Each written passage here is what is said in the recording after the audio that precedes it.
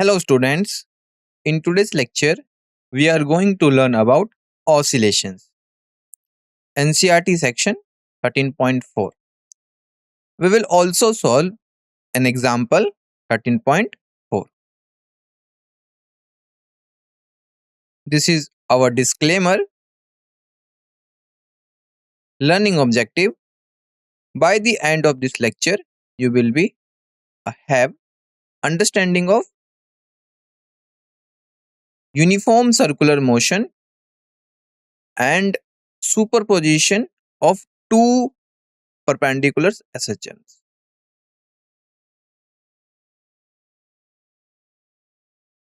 So this is our index according to NCRT. So in today's lecture, we will cover 13.4 simple harmonic motion and uniform circular motion. After that, we will solve an example 13.4. Let's start by analyzing circular motion. When we look at uniform circular motion, that is an object moving at a constant speed around a circle. We can actually break down its movement into two parts. If we project this motion onto any two perpendicular diameters of the circle like x and y axis, we find that each projection follows simple harmonic motion or SHM. So in simple words, it means that uniform circular motion in xy plane is really just two simple harmonic motions happening at the same time but along perpendicular directions. This means that if you watch the motion from the side, you will be see the object moving back and forth in a straight line, just like a mass on a spring. So specifically, one of these simple harmonic motion happens along x-axis and other along y-axis. So now let's visualize this with a simple experiment. Alright. So as shown in figure 13.9, if you look at the figure, you will see a ball tied to a string moving in a circle. Look at here, this one. Alright.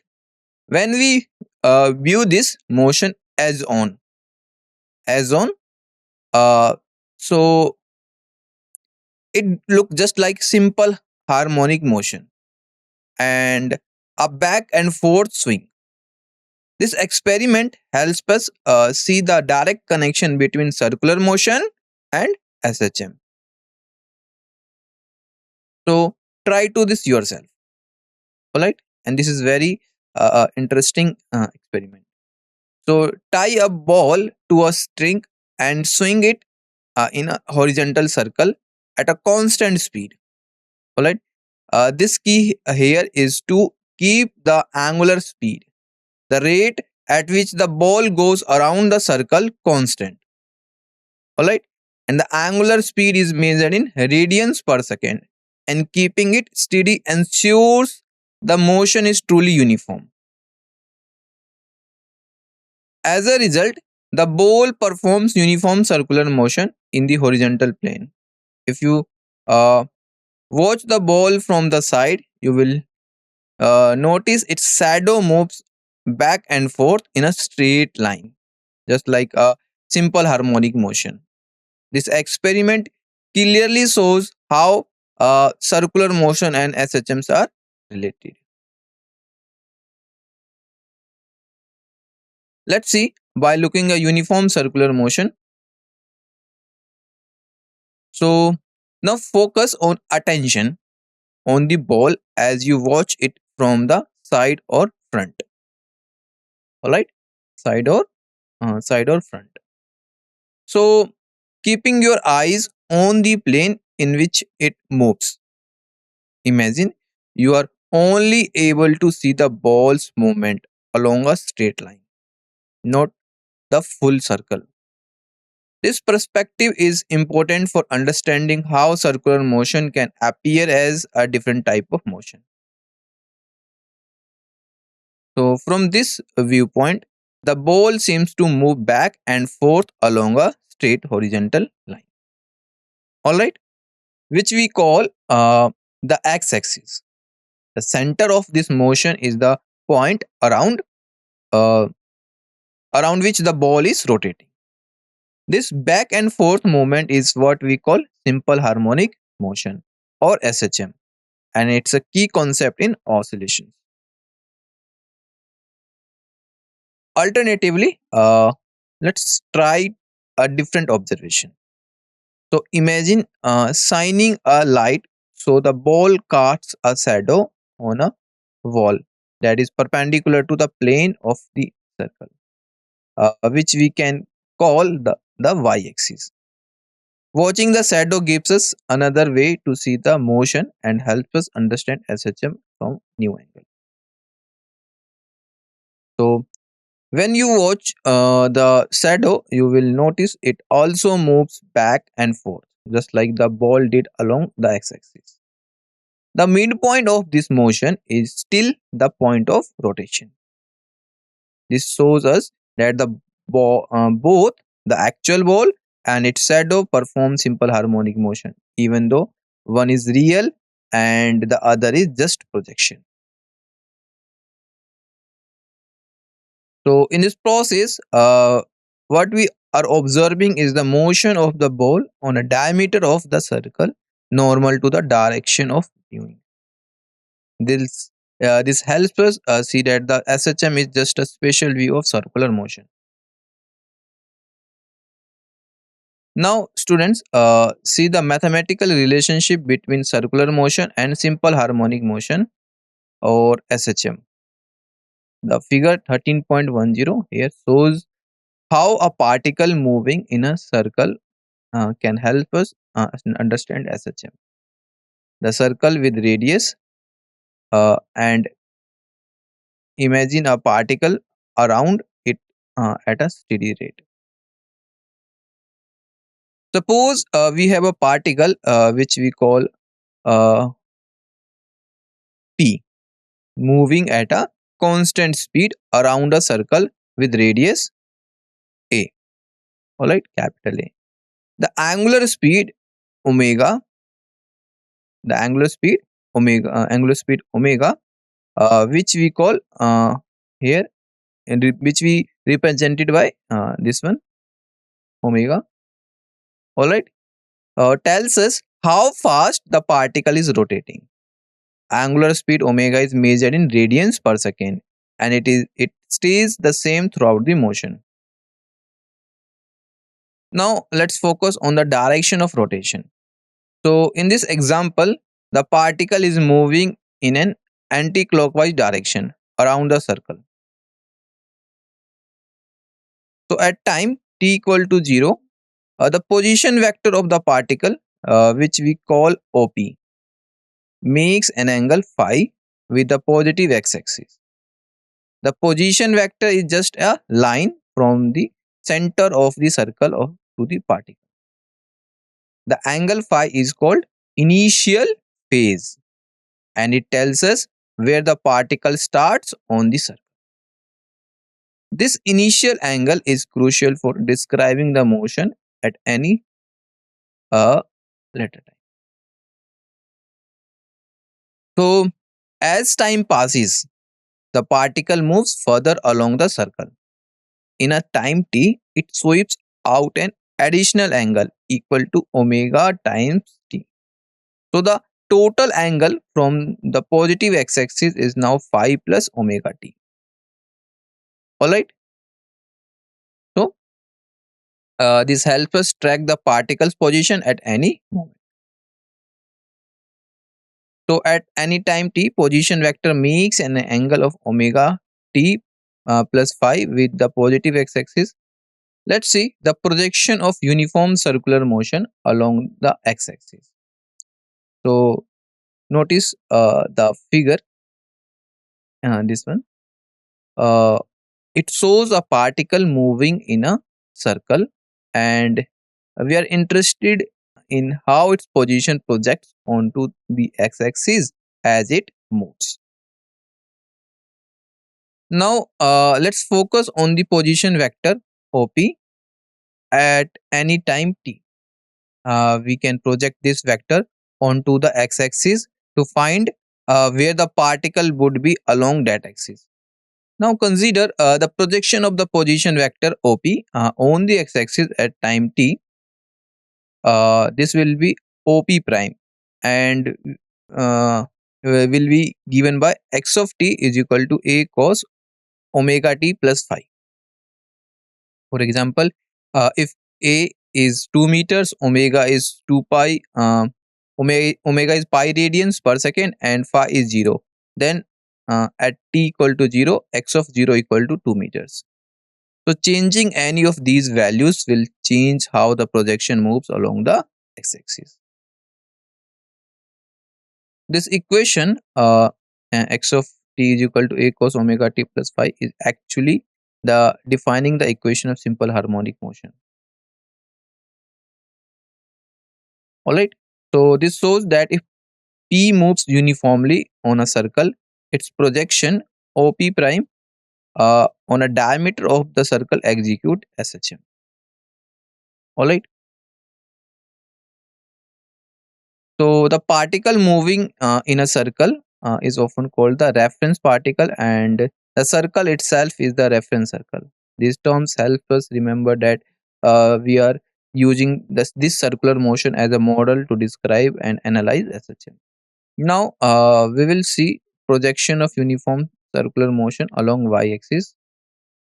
The figure here shows a point shows a point P moving in a circle, and we are interested in what happens if we project its position onto y-axis. This projection helps us understand simple harmonic motion, which is a key type of oscillation.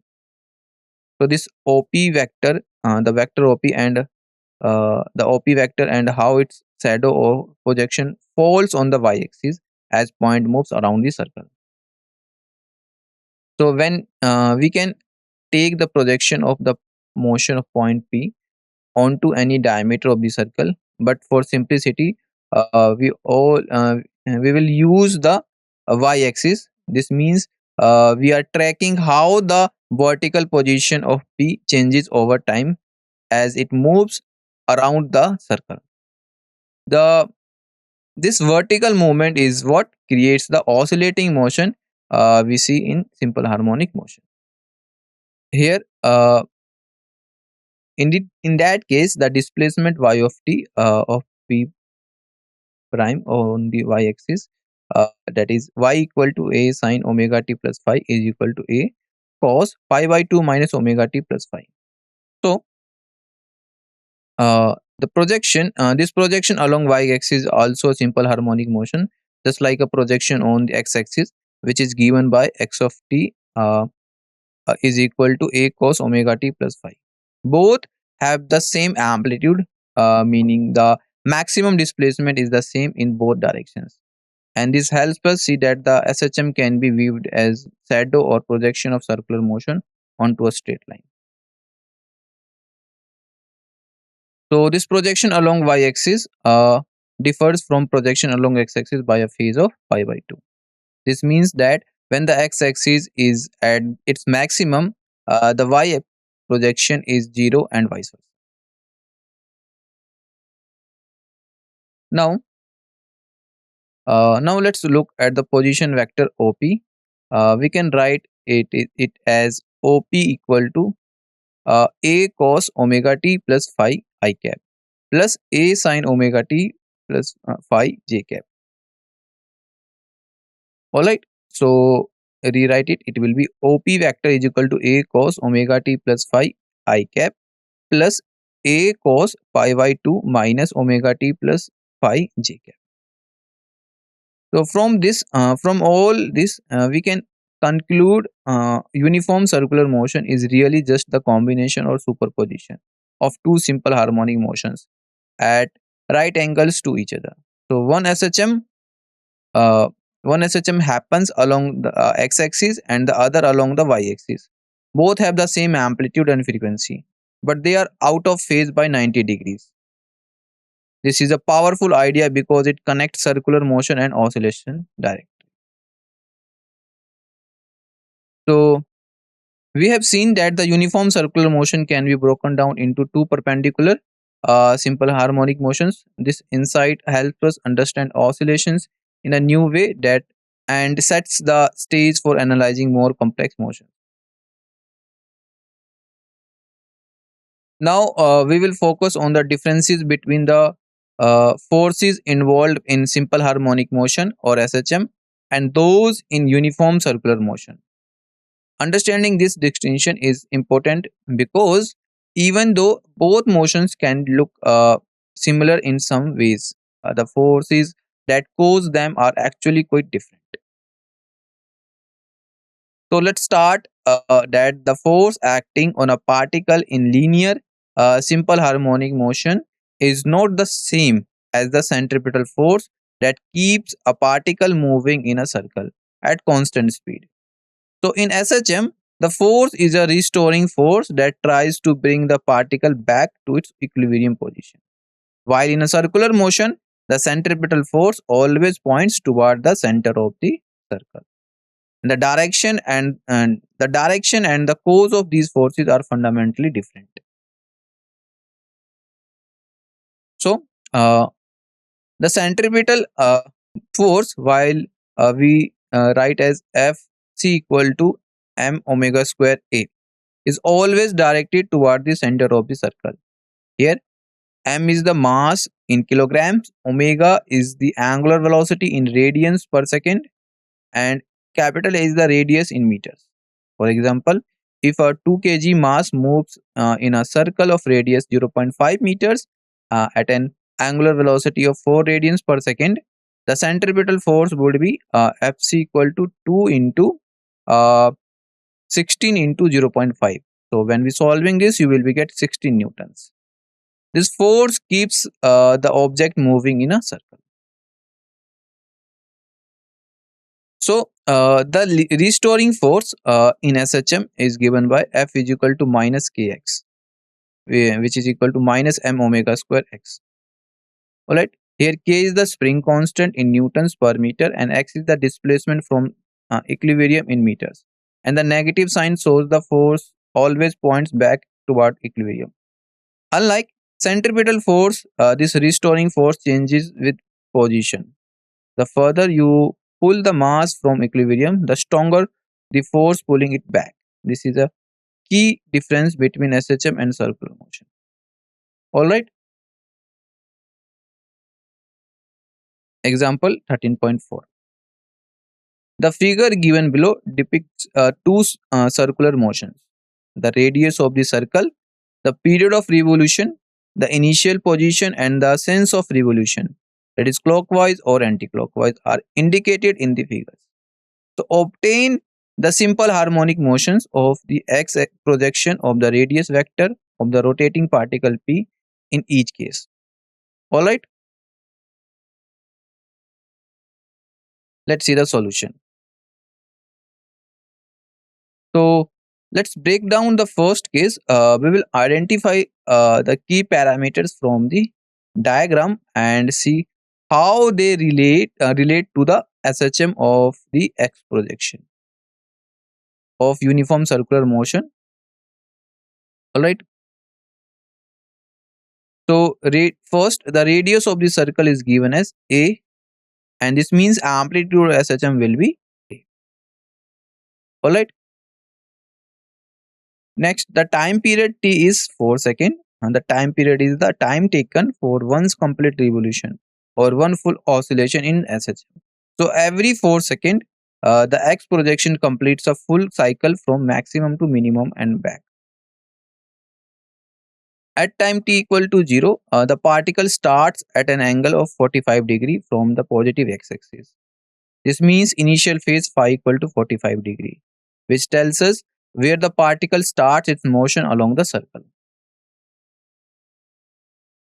The sense of rotation is anticlockwise, which means the angular velocity omega is positive. In SHM, this affects the sign in our equations and tells us the direction in which the phase increases with time. Alright, now uh, to start solving this, we need to find the angular frequency of the motion. So, angular frequency tells us how quickly the particle goes around the circle, measured in radians per second. Now, let's recall the relationship between angular frequency, which we call omega, and time period t. The time period is how long it takes for one complete revolution. The formula is omega equals 2 times pi divided by t. Here, omega is in radians per second and t is in seconds. So, omega is equal to 2 pi by t. This is a standard result from uh, this is standard result, and that is very important. So, it's important because it uh, helps us to calculate angular frequency. All right. Now, omega is equal to 2 pi by t. So, substitute the given values for the period t equal to 4 seconds into the formula. So, omega is equal to pi by 2 hertz. All right. Now, when a particle moves in a circle at constant speed, its projection onto the x-axis moves back and forth in a way that matches simple harmonic motion.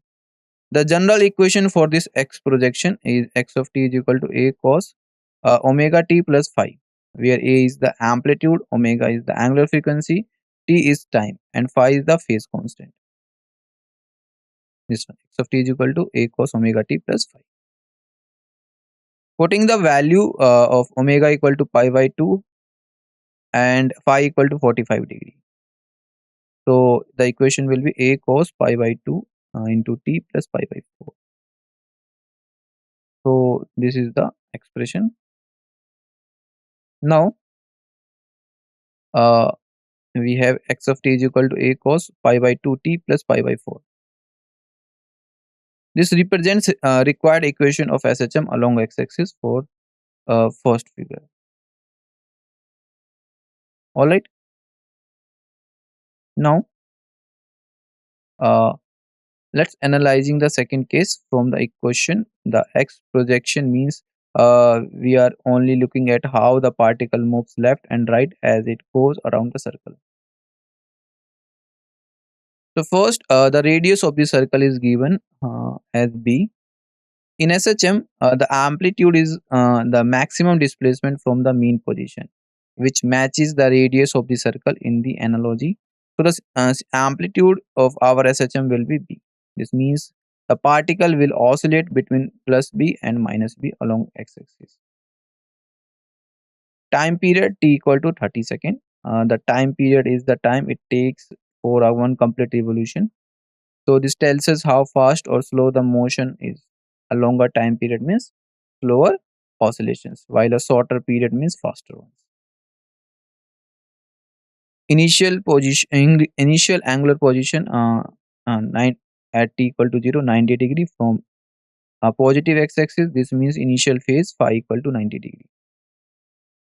Sense of rotation is clockwise. So in SHM, direction of rotation affects the sign of the angular frequency omega in our equation. All right. Now,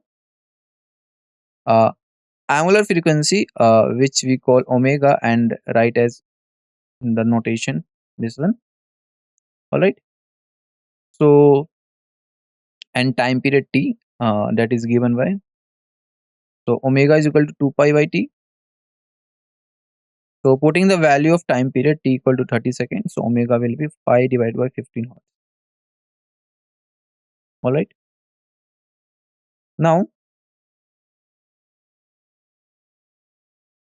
equation of the projection along x-axis for uniform circular motion anticlockwise is given by x of t is equal to a cos omega t plus phi. So since rotation is anti-clockwise and amplitude is b, so equation will be x of t is equal to b cos minus omega t plus phi. So x of t is equal to b cos minus omega t plus phi. So putting the value of omega pi by 15 hertz and phi equal to 90 degree. So x of t is equal to b cos minus 15 pi by 15 t plus pi by 2. All right. Now x of t is equal to b cos minus pi divided by 15t plus pi by 2. So x of t is equal to b cos pi by 2 minus pi divided by 15t. So we have x of t is equal to b cos pi by 2 minus pi divided by 15 into t. So x of t is equal to b sin pi by 15 into t. This represents required equation of SHM along x-axis for second figure. Alright. So this connection helps us understand oscillations in many physical systems from the pendulums to springs. So now we will summarize our today's lecture in some points. First, a uniform circular motion can be considered as superposition of two perpendicular SHMs along for that is along x-axis x of t is equal to a cos omega t plus phi, and along y-axis y of t is equal to a sin omega t plus phi. Force acting on a particle in a linear simple harmonic motion is uh, very different from the centripetal force needed to keep a particle in uniform circular motion. Circular motion, the required force is called centripetal force given by Fc equal to m omega square a, always directed towards the center. Linear simple harmonic motion, so the restoring force F is equal to minus kx, which is equal to minus m omega square x, directed toward the equilibrium, varies with position. Alright, thank you for your attention. I hope this lesson was helpful. Thank you.